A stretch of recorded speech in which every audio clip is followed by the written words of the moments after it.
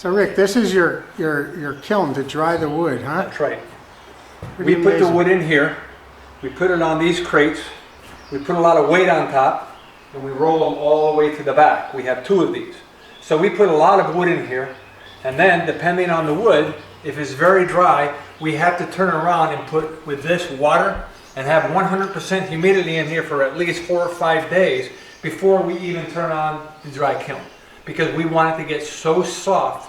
Because what will happen when somebody has, like me, I've had wood upstairs stored for many years, it forms a hard crust on the outside. So you gotta loosen that hard crust.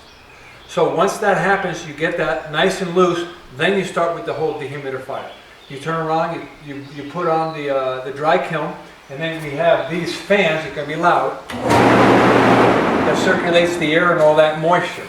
And it goes all the way around to the dehumidifier, which is called the dry kiln, and it takes it out and shoots it outside. So we create humidity in here, and when I get the temperature down, not the temperature, the wood, the moisture in the wood to 8 to 10%, I fill it with water. Turn the fans on and shut the kiln off.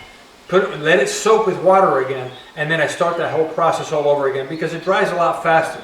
But what it does is it breaks the fibers, and at the end you have less of a chance of that cracking on you once you bring it into your home.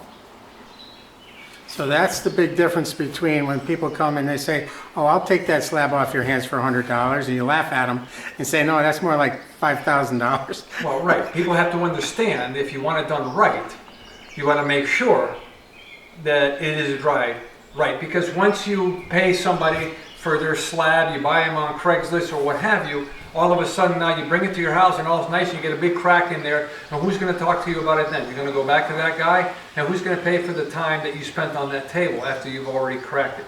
A lot of people bring me tables either from Thailand or from South America. Can you please fix it?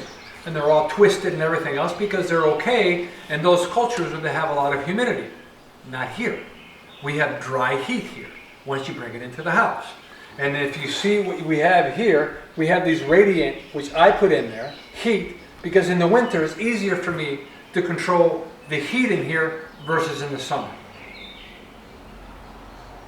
Nice.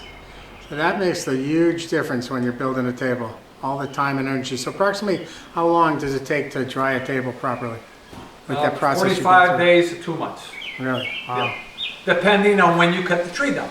For example, if I cut a tree down December, January, or February, in the fall you have a table. If I cut that same tree down in June, you have to wait about 2 years or spend a lot of time in here trying to take all that moisture out of the tree, where Mother Nature will take it out automatically. Interesting. So that's pretty good.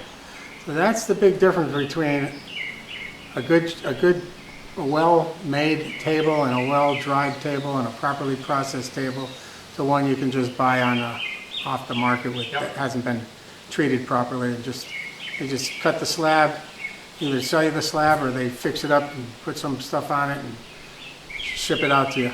The problem is that when these people go out and see those prices, then they come see our prices, and they say, well, what's the difference? You try to explain, and it doesn't make any sense in their head. So I said, fine. So they make a mistake, and then a couple years later, they come to me and they buy the right slab.